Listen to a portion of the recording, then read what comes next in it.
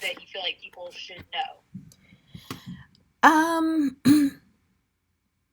should know like about the future of the film, or Yeah, just because I'd love to talk with you about like how you found the story and went about making the film. But yeah, just the kind of just the future, seeing it sort of a thing.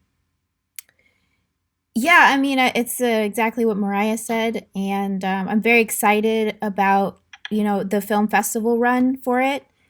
And yeah, so it will be shown like Mariah said, and we will also be. Mariah, did you tell her we were gonna go to Kip Indy? Yes. Yes, yeah. So that's another place that people can see it. Awesome. And Well, I when guess was not everyone could see it there, Mariah, right? right, It's right, just right. Sure. yeah, it will be shown there, and I mean, I think maybe a feature first Friday or something at some point. Totally. Yeah. Absolutely. And so when was this, when did the filming take place and then when was it released, so to speak? The filming took place through parts of August, and we officially showed it. I think was it October 1st, Mariah? Was it that Friday? Yeah, yes, we had a select screening on the October 1st, first Friday. The grand premiere was November 12th, which was also Joanna Lenore's birthday, who the film is about. So it was also kind of a big birthday celebration for her. Yes, that was at the Newfields in the Toby Theater.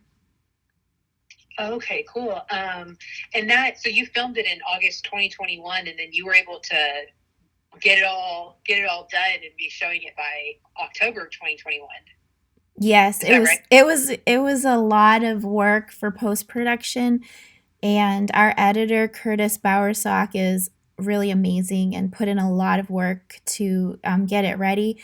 So the first screening was it wasn't quite all the way 100%, but it was enough to screen, and then we got some feedback and was able to implement that for the actual red carpet premiere, which was great. Cool. Um, yeah, that is a lot of work. That's a very fast turnaround Yeah. for that. Cool. So yeah, so DJ, I wanted to ask, how did you come to do this film? How did you come to this story and to do this film? Yes, well, that's a story in itself. So I had been part of the AmeriCorps program, and through that program, well, let me back up. So I've been volunteering in the Martindale Brightwood area for 17 years already through the FHC Center, the Felge Haywood Center, and so the last 2 years, I went through AmeriCorps. I think starting in 2017 or 2018, I can't remember now. And then when I was in the AmeriCorps program, I met Mariah, and then we hit it off, and we'd kind of spoken about meeting up to talk more about film, and eventually, I had pitched one idea for an event, but that didn't work out. So then, um, Joanna had said, they wanted to work with me, the Harrison Center. We wanted to work with the Blue House, my company, and this project idea came up. So Mariah, you can jump in. It's been like a year and a half. I think you brought it to me, and so I was familiar with Martindale Brightwood, with the Gratriarchs, and the Harrison Center, and then meeting Mariah, and then diving deep with this story. So then I worked with Ruthie Boucher, who actually wrote the play that this was based off of, and she wrote the script for the film as well. So there's a couple of things that are, I think, pretty cool about how this film came about.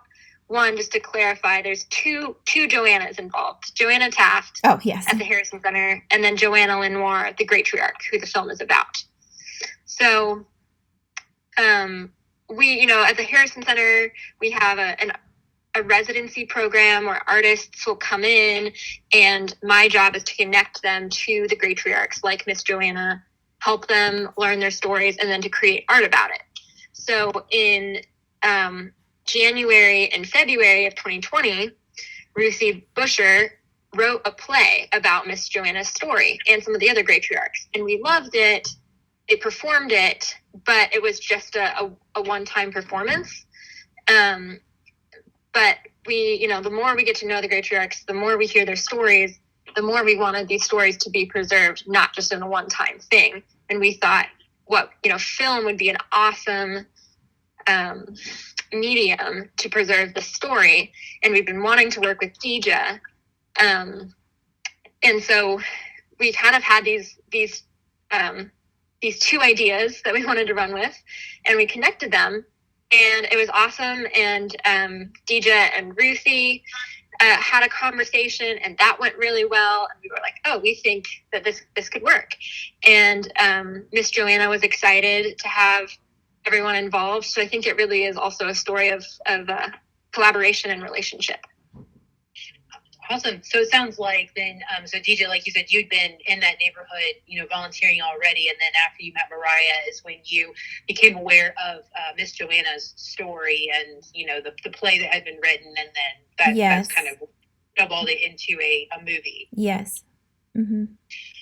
Awesome. I guess, I've read kind of a little bit of the synopsis, from what you guys have sent, but if you could just kind of give me the overall storyline, and if there's a spoiler, just let me know. I won't spoil it for readers. When I write about these things, everything is spoiled for me. It's fine. I've accepted it. Take it away, Deja. Oh, okay. So, the story of the film follows a young Joanna Lenore and her story with her mother, Rashida. And it is a complicated relationship. And Rashida's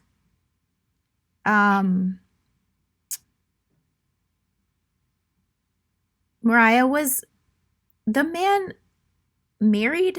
Were they married? Yes. Yeah. So yeah. Rashida's husband, who we call the man in the story, started sexually abusing Joanna at 12, which eventually resulted in a child around 16. And we follow the story of when she has to, at that time, if a young girl was pregnant, she would go to her neighbor or something like that until she had the baby and then come back to the house, which happened to Joanna. And when she came back, the man was starting his his abuse. She could see it was going to start on her sister. And so at that time, she had the courage to, she had the courage to tell her mother, if, we don't leave, I'm going to kill him. And she was telling the truth. Like, that's what she says. She's like, she knew there were guns in the house and she knew how to work them. Her brother would teach her how to work them. And her mother, Rashida, wasn't, Miss Joanna describes her as a dog that's been kicked too many times. And she didn't have the strength on her own. And Joanna got her family out and her mother out of that situation. So when she came to Indianapolis from St. Louis, she was surrounded with family. And so they had this event called Rashida's Freedom Day. And, oh, by the way, Joanna's daughter is named Rashida as well.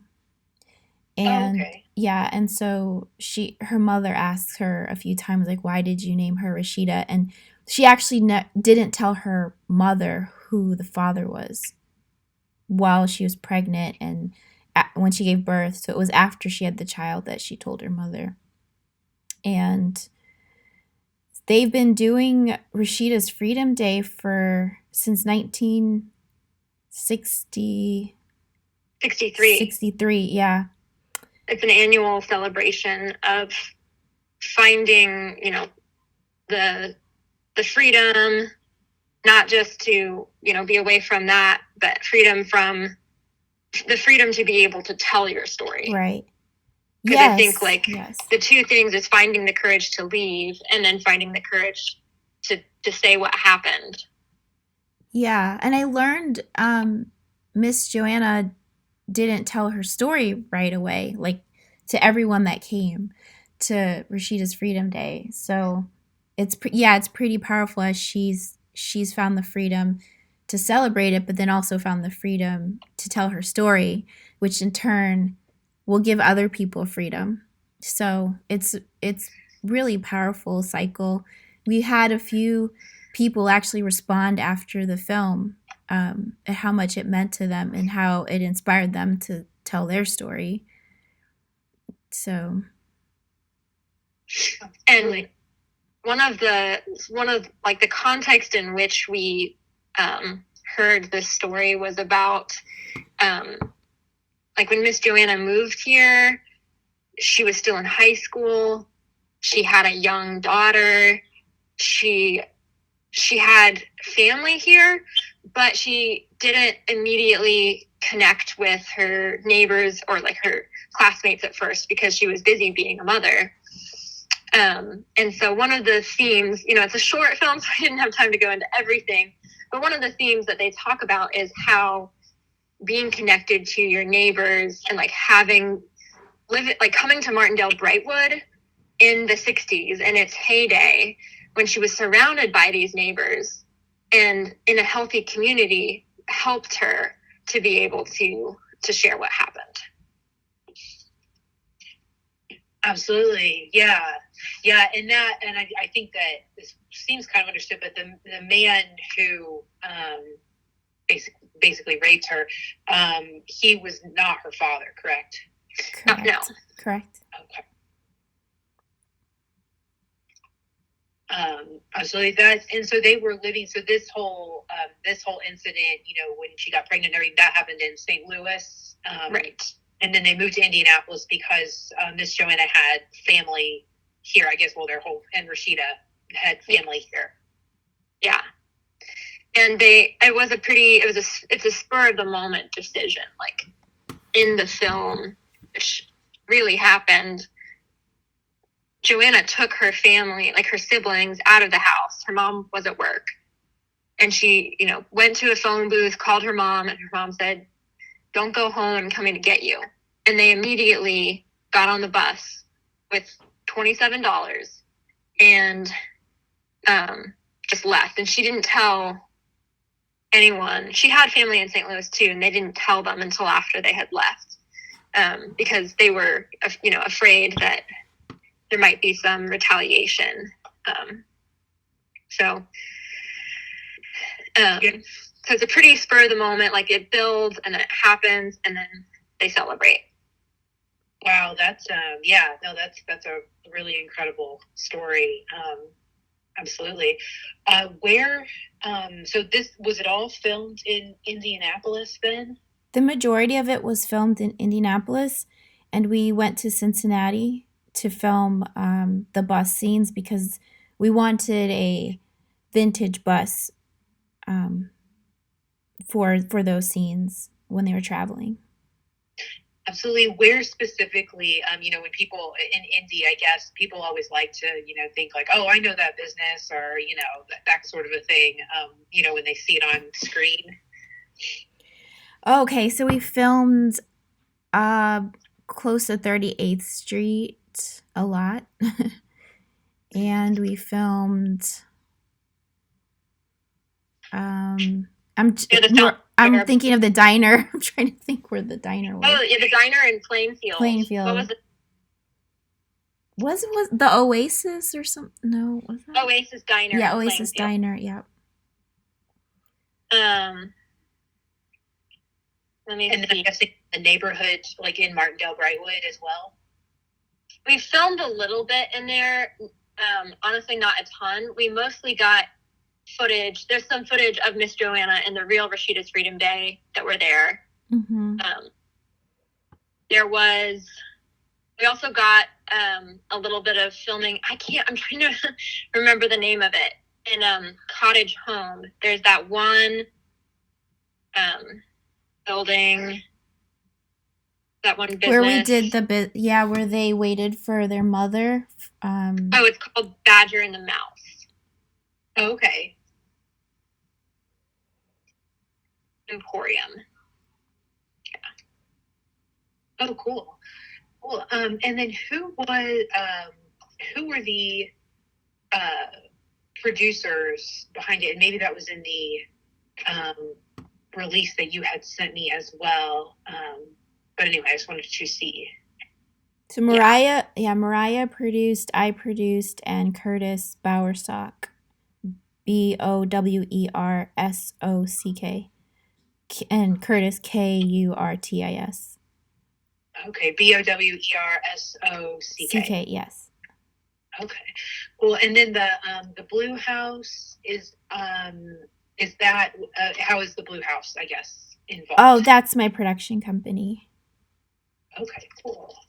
Yeah. So, the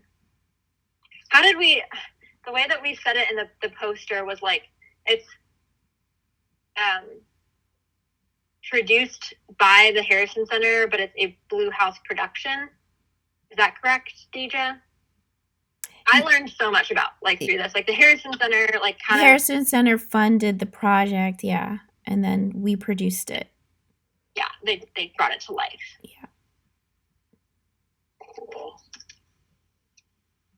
Well, is there a website for it as well, or a Facebook page, just somewhere where people can keep up with it, as you guys get into different festivals or have different showings? We're working on a page on the Harrison Center's website. So if you could just say, visit the Harrison Center for more information. DJ, I don't know if you have a plan for Blue House as well. We basically update on our Instagram on the Blue House. So it's thebluehouse.co is our Instagram. So that's where we'll update things. Cool. Great. That's great. Do you have a photo from the production that you guys own and would be willing to let us publish? We're happy to credit it however you would like. Yeah, yes. Totally. Mm-hmm. We have a lot of photos we can send. Okay, awesome. Yeah, I think it's best. Or a screen cap or behind the scenes. Anything really that you feel like best represents it. Honestly, one of the two that were in the press release, which if you have a higher res, if those are cool for us to use, it looks like they belong to Curtis. If he is okay with us using those, and I only just say that because those lawsuits are really expensive and we always lose and I'll get in trouble. But those were, I thought, striking photos, as well, that kind of set the scene for, in the 60s for this. But if there's another photo that you guys really feel from behind the scenes or whatever, that you feel even better represents it, we're happy to run that. Was that the one where we were in front of the bus, Mariah? Or I think the one on the press release is the one at the store, the clothing rack when you guys are all outside. Oh yeah, that one's good. I like the one when we were in front of the bus that had a lot of the cast, and yeah, we can figure something out for you. Okay, yeah, that's great. When I looked at these, they really set the scene. I kind of got a sense of of it. So perfect. Well, that was I think everything that I was going to ask you. Is there anything that I didn't ask that you felt was important and wanted to add? Well, two things. Deja also starred in the film along with her daughter as Miss Joanna, kind of their debut, or not Deja's debut, but her daughter's debut. Both great performances. So I think that was special for me to watch. I'm sure it was even more special for Deja. Yeah. And we did try to be pretty intentional about using as many artists who have a personal relationship with the story and with Miss Joanna herself. So even the music was written by, a former Harrison Center resident who'd come and sat with Miss Joanna and listened to her story. So it's all original music. And a number of Harrison Center and FHC interns were involved. So DJ was really great at including youth as well in the production. So I think that the very act of making it also had a message that I think is special. Awesome. DJ, does that sound right to you? Oh yeah, those are great points to add. And yeah, I just felt extremely honored to, have the responsibility to tell such an amazing story, and just to hear the courage that Miss Joanna had at such a young age, and to actually, one of my favorite parts about film is this, when we screen the film and we get to see how it affects people. And I was just so overjoyed to see that it resonated with people, and enough for people to stand up and share, like, that's my story and I want to, speak about it, and I think I should. And so that was really, really impactful. So I hope that people enjoy the story and are inspired and encouraged by the story. It's a tough story. It's definitely a tough story, but it's one worth watching. Absolutely. And when people shared and said that's my story, I mean, were they talking about, rape and domestic violence? Yes. Yeah, and feeling like no one wanted to hear their story. Feeling like that's something that I think there's a line in the movie that says, like, they don't want to hear this stuff. They don't want to know. And so many people, I mean, that's part of abuse is being told, no one wants to hear this. No one cares. And so, hearing the opposite, people do care. They will listen, I think, is something that a lot of people is really striking to people. Absolutely. Yeah. One thing that's really powerful too, if you notice in the film, there's a journal that she tries to keep writing in, and Miss Joanna, when she shared, like, she would write it down and then tear it up and throw away the papers. Like, she'd write her story, tear it out of her journal, and crumple it, throw it away. So when I heard that, I was like, we have to really utilize that visual. And then in the end, she writes it and decides to keep it, and that's pretty powerful. Absolutely. How old is she now? Oh, goodness. 70. Or just ballpark. Let's see. I can do math. It was like 16 in 62.